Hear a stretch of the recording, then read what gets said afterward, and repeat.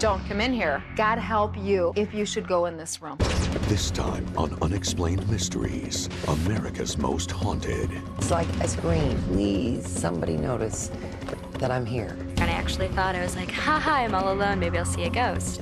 Unsolved murders, unsolved questions, unpunished perpetrators of horrible deeds. We'll explore the unexplained phenomenon of hauntings. Eyewitnesses have experienced them all across America, from California to Colorado to Florida. With our case studies, you'll hear the true stories of people whose lives have been altered forever. The feelings I've been having must be very similar to the feelings that someone has just before they're going to die. The expert who explores every scientific possibility. These are chemicals which can create a hallucinogenic effect on the people. And the psychic who uncovered a mystery. He said, I didn't kill him. I didn't kill him, and he's angry. Don't be angry at me.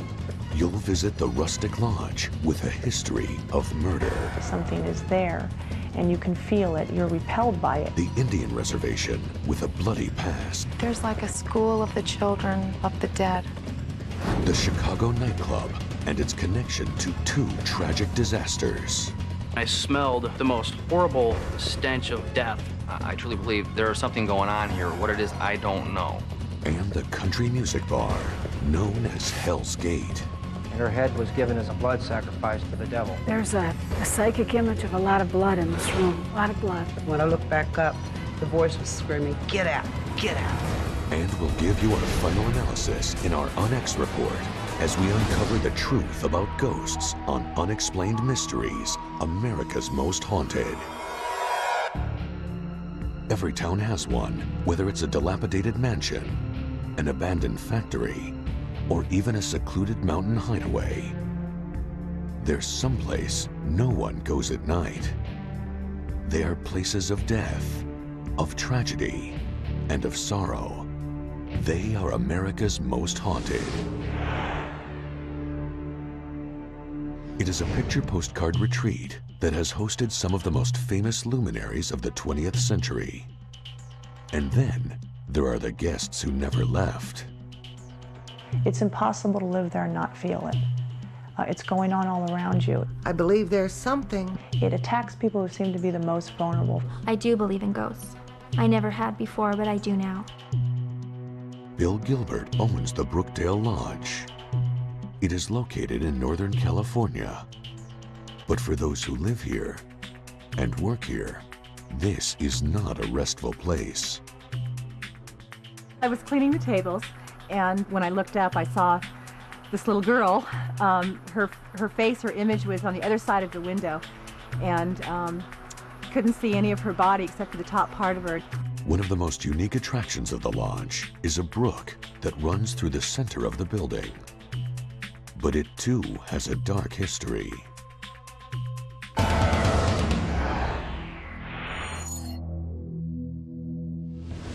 In 1955, a terrible flood raced through the lodge.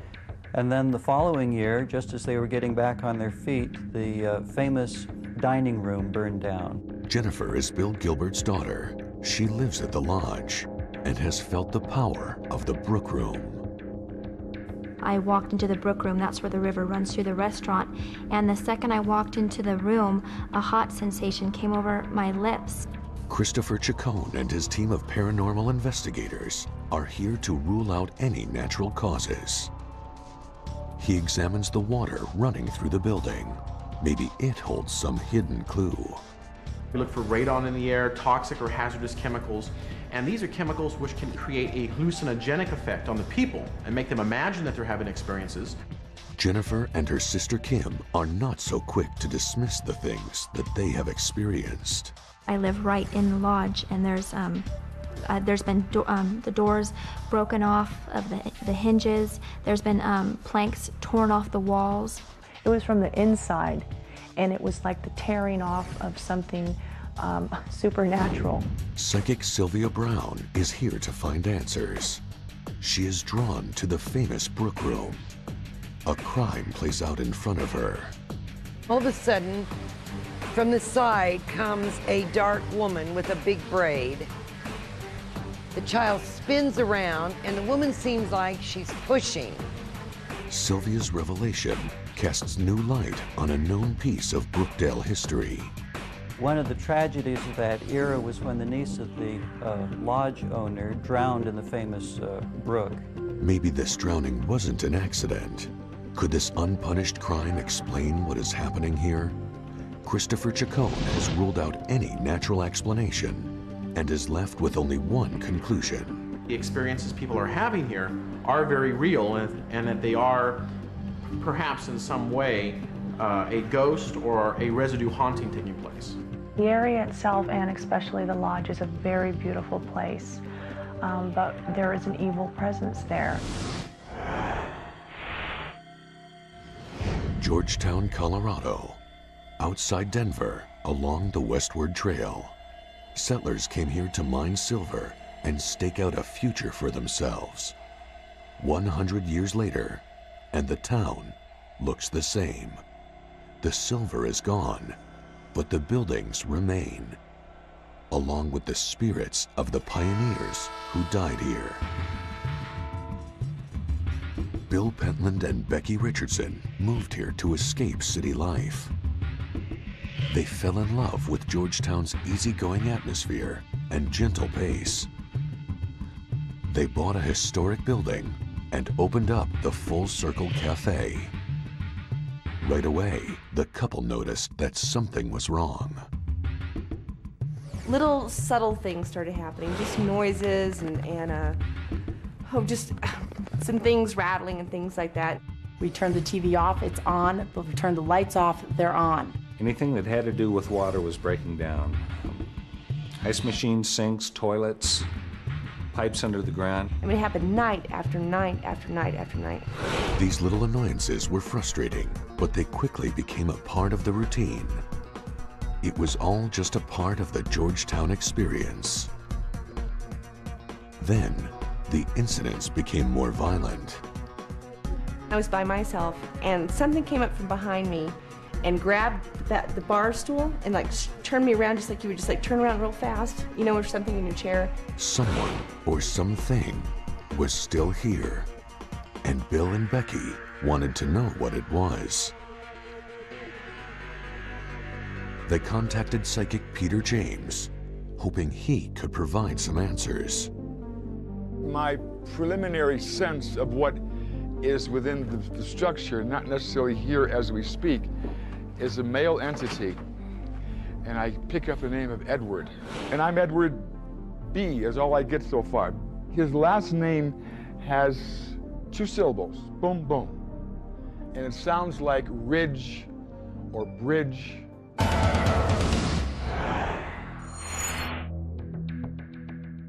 In 1867, Edward Bainbridge and John Martin were playing poker at Nichols Saloon, now the Full Circle Cafe. When Bainbridge lost the hand, he drew his revolver and shot Martin in the face. And he said James was an SOB, and he made me angry. But there's something around his neck. And he also talks about being around some rocks. I don't know what that means, but he's around some rocks. An angry crowd dragged Bainbridge to a place known as the Point of Rocks and hanged him. And he said, I didn't kill him. I didn't kill him, and he's angry. Don't be angry at me. When the mob returned to Georgetown, they discovered that Martin didn't die.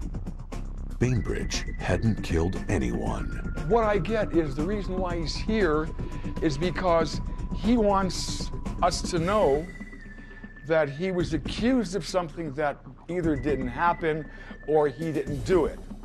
And until that's made public, he's not going to rest. Next up, more of America's Most Haunted. The Native American reservation with a history soaked in blood. When I left the land, I was at the point of tears. I can't say what it is, but there's definitely something in the basement. 2 disasters tied to a Gothic nightclub in downtown Chicago. It's like, haha, I'm all alone, maybe I'll see a ghost. I smelled the most horrible stench of just death. I truly believe there is something going on here. What it is, I don't know. Blood Alley, America's most haunted highway. I was so scared I just kept trying to get as fast as I could to get out of there. And the country western bar that stands at the gateway to hell. Satanic worshipers went there at night to worship and praise the devil. And when I looked back up, the voice was screaming, "Get out, get out." A psychic image of a lot of blood in this room. A lot of blood. And we'll give you the ultimate update with our Onyx report. Stay tuned for more on Unexplained Mysteries. Unexplained Mysteries, America's most haunted. When I looked up, that's when I saw the woman in the road.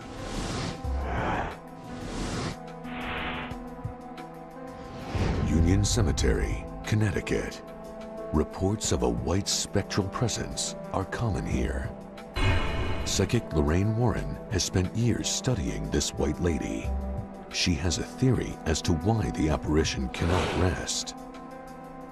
Black spirits or inhuman spirits seem to not allow her to get the help that she needs in order to pass on correctly. So for that reason, she remains earthbound. Lorraine and her husband Ed have dedicated themselves to helping others understand their experiences here.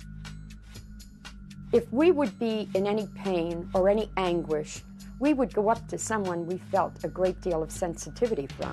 The spirit would do exactly the same thing. Like attracts like, and the spirits found compassion in a man like him. I was very sad. I started crying in my car. I don't know if part of it was nerves, that I was frightened, or if it was just the sadness that came over me was incredible. The sense of sorrow that he felt is the compassion that he felt for that particular spirit.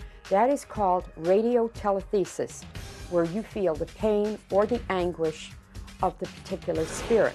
What makes this haunting so remarkable are the photographs. Ed and Lorraine regularly lead tours through Union Cemetery. They guide the spirit photographers to the White Lady. See, you're not photographing a ghost. The ghost is implanting its image. There have been people from every walk of life who have gone into those two cemeteries, Union and Stephanie, and come out with fantastic psychic pictures. As long as the White Lady wanders this cemetery, Ed and Lorraine will continue to try and give her the peace she seeks. She was human one time. She still has human feelings, but she's very confused. For those who have crossed paths with the White Lady, it is an experience they will never forget. This experience has taken away any doubt in my mind that there is a life after death. Our spirit definitely goes somewhere. Outside Carson, Nevada, stands the Stewart Indian School. These decaying stone buildings are a link to the past for the Native Americans still living here. The school has been closed for more than 70 years now. The students, long gone. Or are they? I have seen two children that are playing on the grass. But as I keep walking, I turn back to look at them. They're no longer there. Native Americans are not afraid of death, and the sight of these spirit children is a blessing. They seem to be playing with each other, rolling around with each other, and when you take a second look, they have gone. But there's another spirit here, in the basement of the administration building. He is known as the superintendent. Bo Sargent recalls his first trip down these stairs. I felt scared. My whole body was just nothing but goosebumps, and my hair was standing, and like that odor, that was the odor that I smelled down there seemed to stay right inside my nose. Other reports paint a picture of a tortured soul. I've heard stories that he stands in front of the fireplace and with a blanket wrapped around him, and he shivers, he's cold, trying to get warm. I think that what a lot of these people have seen are the remains of that energy, unresolved conflict, unsolved murders, unsolved questions, unpunished perpetrators of horrible deeds. Psychic Jorianne Defray is called in to answer the question, what is happening here?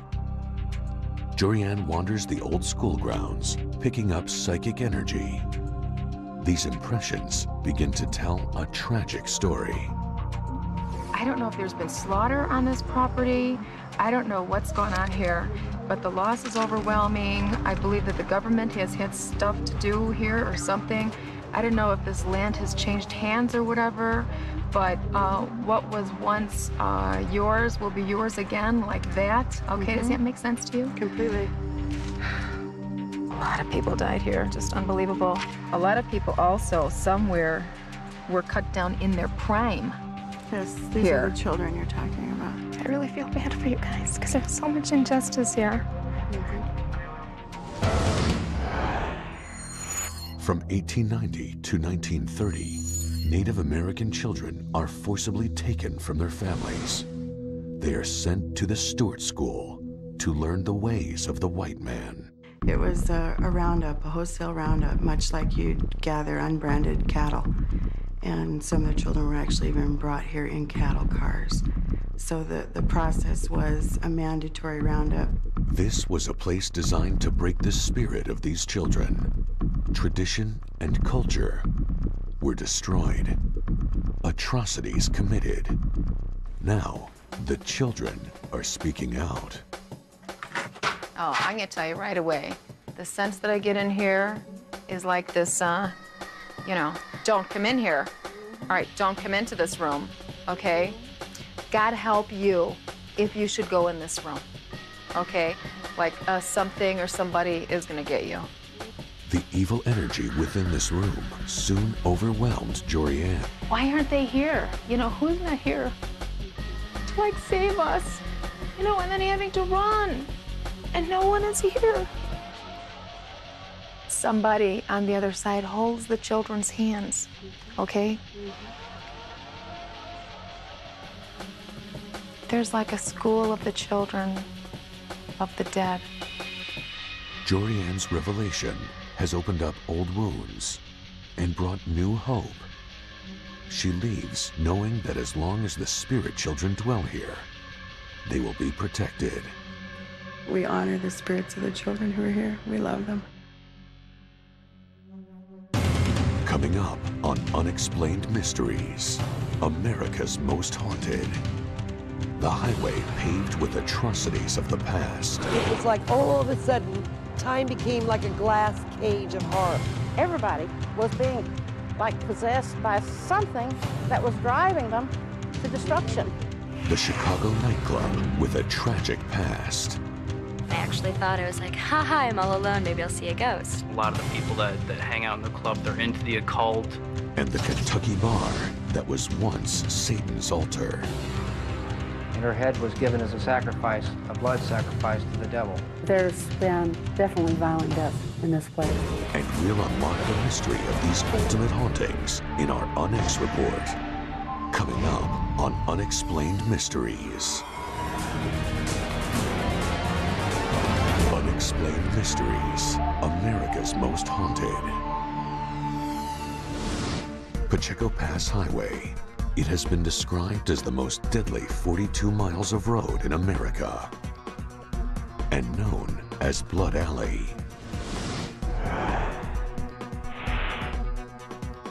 Those who drive here say Pacheco Pass is haunted. I began to feel that I was being invaded. I saw a little girl with her hands pressed up to her eyes, screaming, "Help me, help me." I saw men hanging up on a hill, like somebody put them up on a gallows. It was like a montage of horror. 1797. The Native Americans of Pacheco Pass are taken prisoner by the Spanish. They are rounded up and forced to work at San Juan Baptista Mission. After staging a bloody rebellion, the Native Americans are soon wiped out by Spanish soldiers. 1860 to 1880, famed bandits Joaquin Murrieta and Tiburcio Vasquez used the pass as a hideout and hunting ground. They rob, rape, pillage, and kill. Settlers are routinely attacked here. This trail to the west is soaked in blood. Today, drivers still feel the vibrations of that violence and bloodshed. Jaco Pass seems to have some kind of, if you will, a tornado of emotion. And it's like traumatic events all concentrated into a ball or a whirling mass or a vortex of some kind. It's almost like there was layers of time upon time. There was fighting, there was Indians, there was covered wagons. Everything that I experienced was like bloodshed, futility, despair. Police dispel the idea that Route 52 is haunted. But then, there are those who have experienced the terror of driving through this pass. It was like all of a sudden, time became like a glass cage of horror. It was like I couldn't push out of it. Everybody was being like possessed by something that was driving them to destruction. I was so scared, I just kept trying to get as fast as I could to get out of there. Echoes of the past reverberate here. A bloody history replayed in the minds of drivers braving the road known as Blood Alley. I don't know that I can put my finger on it because I'd never delved into the psychic all that much and hadn't thought that much about ghosts and things like that. But I did have the feeling that death was around the next corner.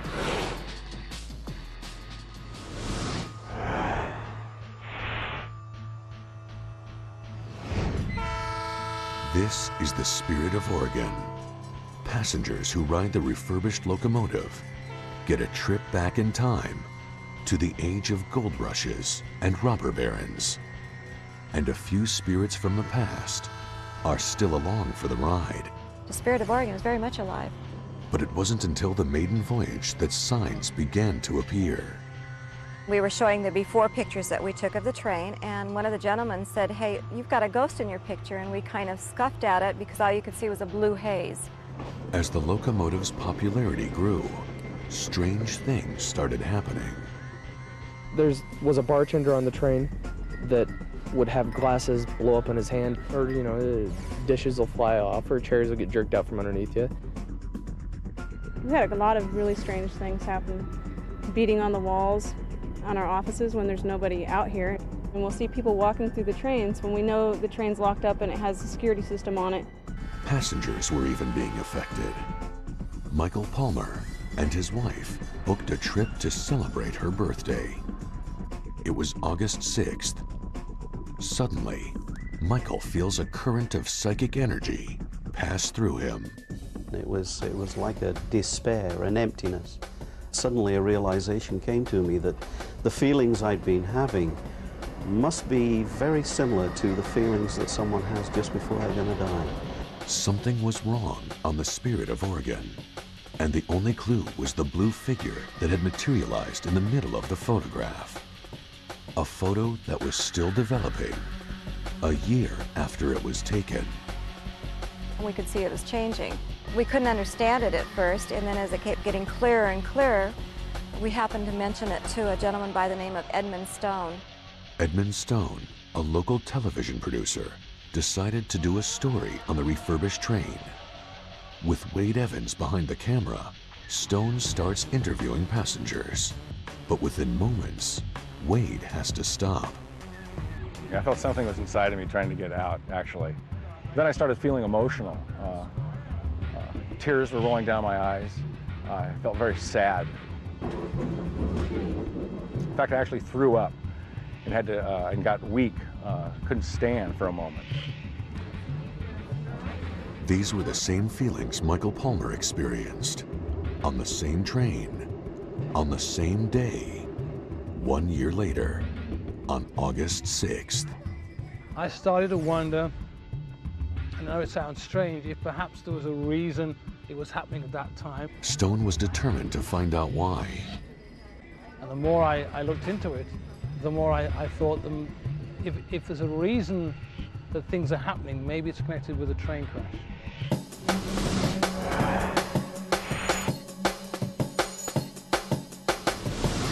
Southern Pacific 687 is on a routine run. It approaches a trestle under construction.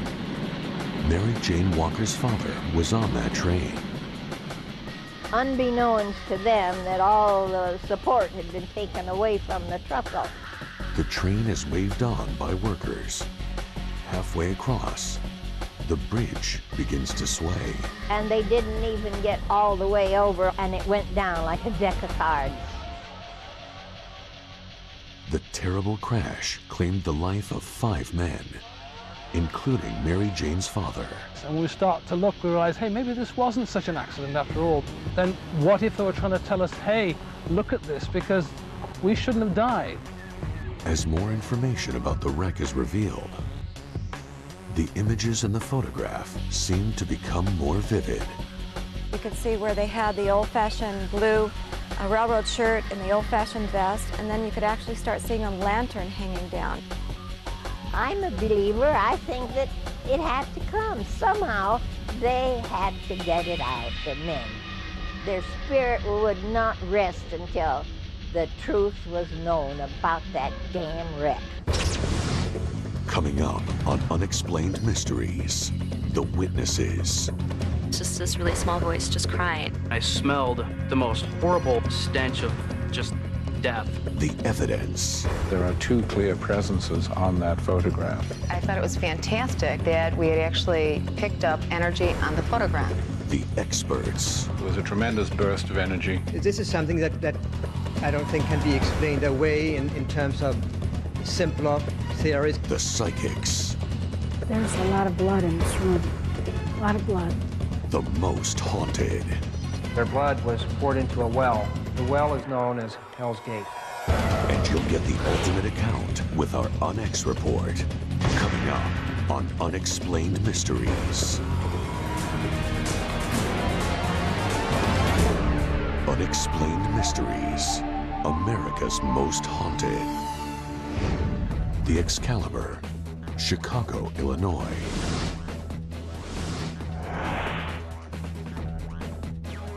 This nightclub attracts a daring and unusual crowd. It's a very underground club. A lot of the people that hang out in the club, they're into the occult. The darker aspects of the club scene definitely hang out here. And I'm sure a lot of that is due to the energy that's in this room. Some believe that this energy is the evidence of a haunting that has been experienced by everyone who works here. What we do before the club opens at night is just kind of run upstairs and do a bathroom check. And I ran up there and I ran in there and I actually thought, I was like, haha, I'm all alone, maybe I'll see a ghost. And went to wash my hands and I had heard crying, and at first I was like, what is that? And I stopped for a moment and I was just this really small voice just crying. I saw something right behind this bar. I walked in to shut the lights off, and next thing I see is a white tuxedo feature with reddish hair glowing behind the bar. I looked one more time to make sure, and it was gone. There was nothing there. I had one experience. I smelled the most horrible stench of just death, rotting flesh that I've ever experienced in my life. It was almost made me pass out. It was so intense. I truly believe there is something going on here. What it is, I don't know. At the Excalibur, the key to the mystery can be found in the building's tragic past. 1871, the Great Chicago Fire. Half of the city burns to the ground. Among the buildings destroyed was the Chicago Historical Society, which stood on the site of the Excalibur. 44 years later, a pleasure outing on the Chicago River turns deadly. The Eastland, which was a excursion boat, capsized in the Chicago River, and the 2,500 people on board, about between 800 and 900 people died. There's also been some speculation that after the Eastland disaster in 1915, that this building we're in now was one of the temporary morgues that had been set up for the victims. Could the strange activity at the Excalibur be linked to these two disasters? The club owners call psychic Jorianne Defray and paranormal researcher Peter Moscow to investigate. Immediately, Jorianne starts picking up telepathic impressions. In this area, my chest is actually feeling pretty heavy. And I had heard a sense of watching out for the bodies before. Would this at one time have been a place where there would have been bodies or something? Well, when they had the big naval disaster in the Chicago River, the Eastman, Yeah. the cruise ship capsized and there were hundreds of people that died. This room was used as a temporary morgue. Oh, this room was? Oh, Yeah. great. Okay. Getting a sense that somebody's behind me at bar. And almost like, I don't know, doing some kind of serving or something else to somebody else that's out here. And it kind of feels like they are not alive. One of the managers had an experience where he saw a bartender in a white tuxedo. Good deal. With reddish colored hair. You got it, Peter? Got It something? flashed just as I turned around here, right into this area. Oh, good deal. As I turned around, it went from about a 4.5 to 5 all the way up to the 15 on the dial there. So right in this area here, I believe you're going to find who you're looking for. Yeah. It was a tremendous burst of energy. A few moments later, Peter's camera goes off by itself. The resulting photograph is startling.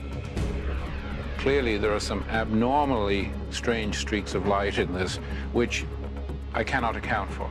I think it's the barman that triggered this abnormal Yeah. photography. I thought it was fantastic that the camera had gone off by itself and that we had actually picked up energy on the photograph. Jorianne and Peter confirm what the employees of the Excalibur have sensed.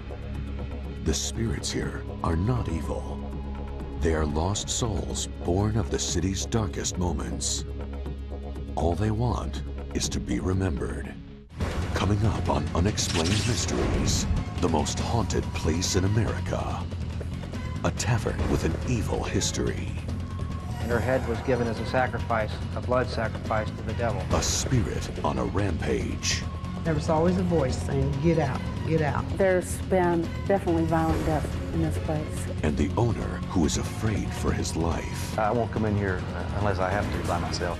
And finally, we'll analyze the evidence in our Unex report on Unexplained Mysteries.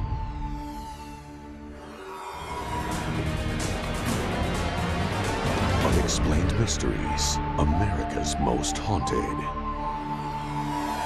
Welcome to Bobby Mackey's Music World in Wilder, Kentucky.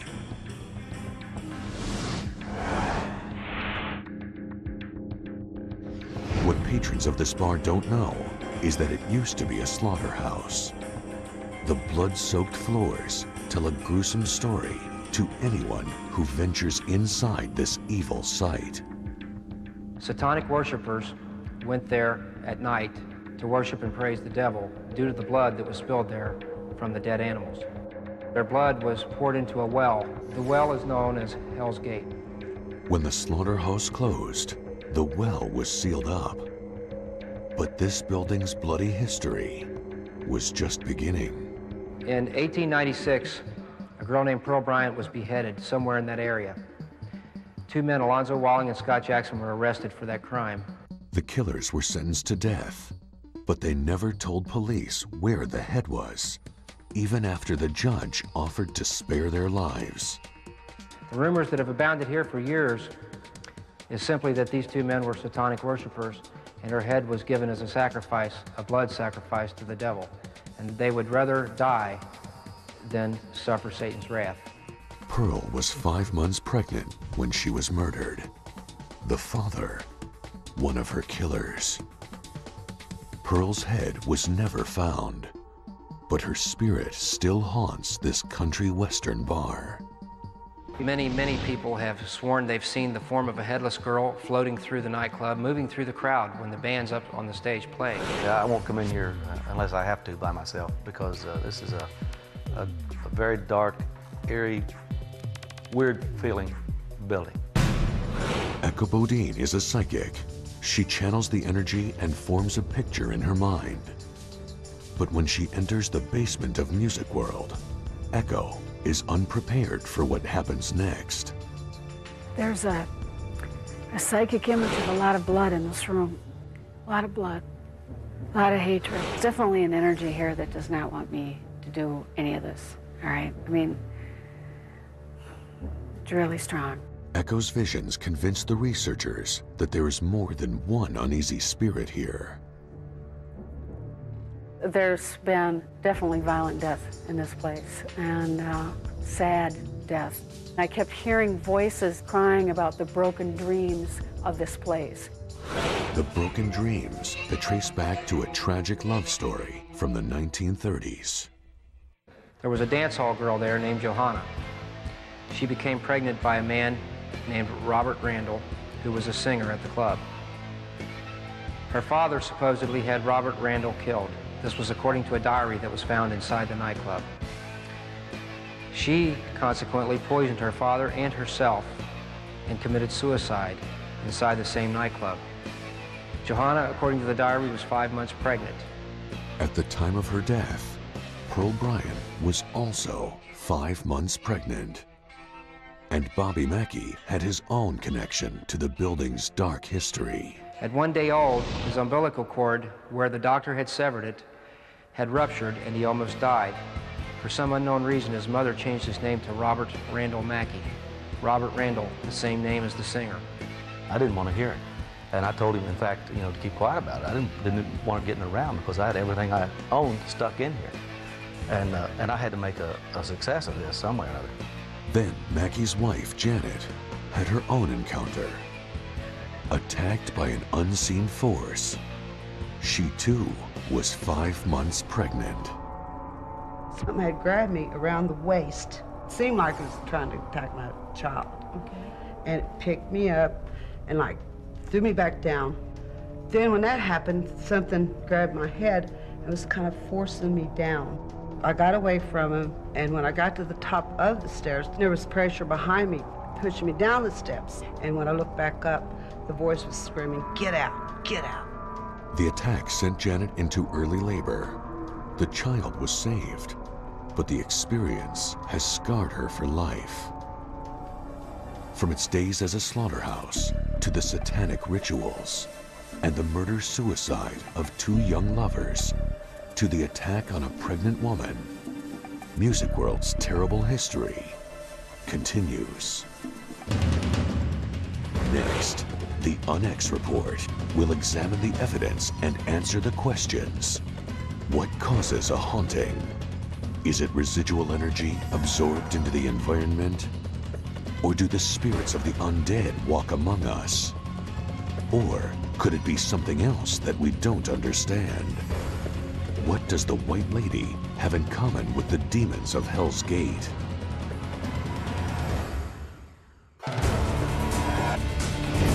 Next, with our Unex Report, when Unexplained Mysteries returns.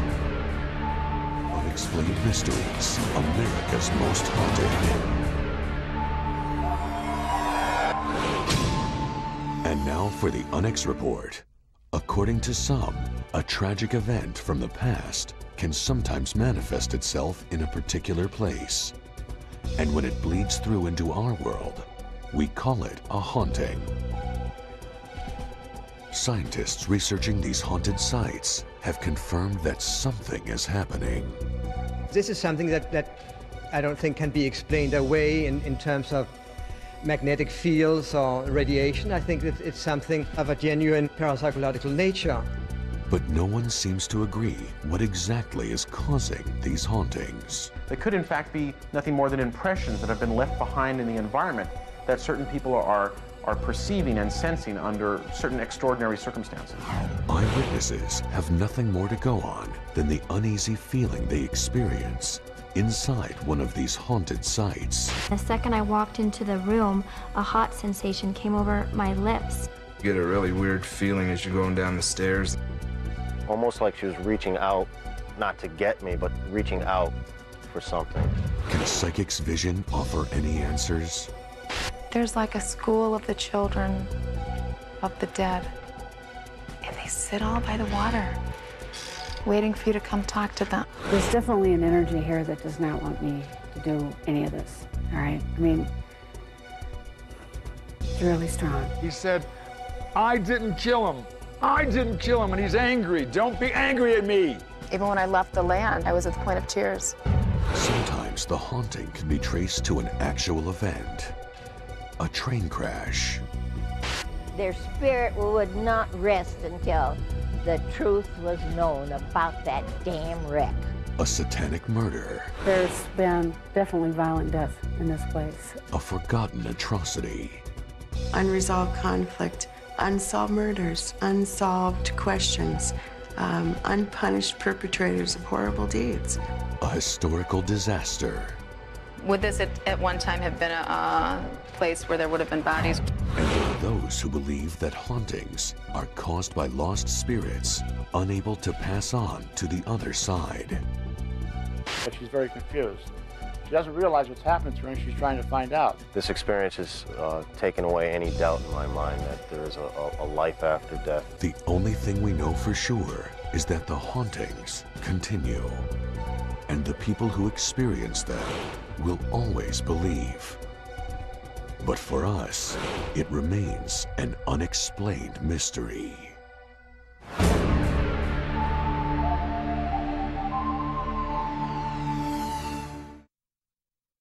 I got there about 5 minutes before class started. Everything was perfectly normal until we heard a bunch of loud bangs. Boom, boom. The first person he shot was our professor. He was going to try and kill as many of us as he could. I Survived. Tomorrow at 9, only on Bio. True story.